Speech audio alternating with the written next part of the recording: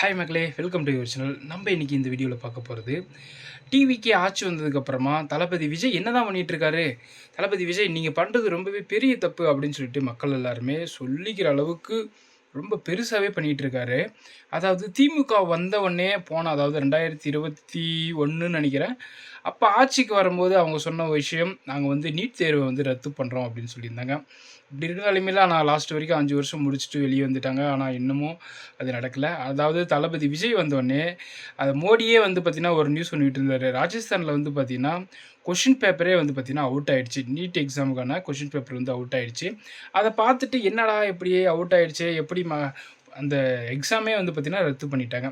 அப்படி இருக்கிற நிலைமையில் இப்போ தமிழ்நாட்டில் டிவிகே தலைவர் தளபதி விஜய் வந்து என்ன சொல்லியிருக்காரு அப்படின்னு பார்த்தீங்கன்னா, நீட் எக்ஸாமே தேவையில்லை, அதனால் நார்மலாக 12th மார்க் வச்சே வந்து பார்த்திங்கன்னா எம்பிபிஎஸ் வந்து படிக்கலாம் அப்படின்ற மாரி வந்து பார்த்திங்கன்னா அவர் வந்து அறிக்கையே விட்டுட்டார். அதனால் வந்து பார்த்திங்கன்னா மக்கள் எல்லாருமே, அதாவது 12th அதிக மார்க் எடுத்தவங்க எல்லாருமே வந்து பார்த்திங்கன்னா கொஞ்சம் ஹாப்பியாகவே இருக்காங்க.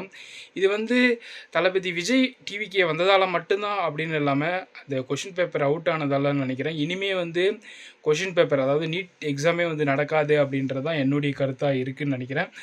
கூடிய சீக்கிரம் நீட் எக்ஸாம் மறுபடியும் வராது, தமிழ்நாட்டுக்கு வந்தாலும் தளபதி விஜய் வந்து அது ஏற்றுக்கூடாது. ஏன்னா அதிகமாக நீட் எக்ஸாமால் அனிதா அப்படிலாம் பல பேர் வந்து இறந்து போயிருக்காங்க.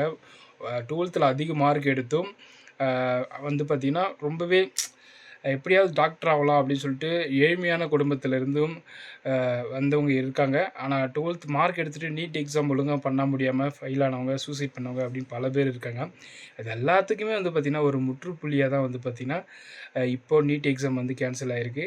அதனால் ரொம்பவே பெருமைப்படக்கூடிய ஒரு விஷயம் தான் நினைக்கிறேன். இந்த 12th எக்ஸாமில் மார்க்கில் யார் வந்து அதிகமாக எடுத்திருக்காங்களோ அவங்க வந்து பார்த்திங்கன்னா கன்ஃபார்ம் டாக்டர் எம்பிபிஎஸ்க்கு வந்து படிக்க போகிறாங்கன்னு நான் நினைக்கிறேன். இதை பற்றி நீங்கள் என்ன நினைக்கிறீங்க? தளபதி விஜய் வெளியிட்ட அறிக்கையில் தளபதி விஜய் பண்ணுற ஒவ்வொரு விஷயமும் உங்களுக்கு எந்தளவுக்கு பிடிச்சிருக்கு அப்படின்றத மறக்காமல் கமெண்ட் பாக்ஸில் சொல்லுங்கள்.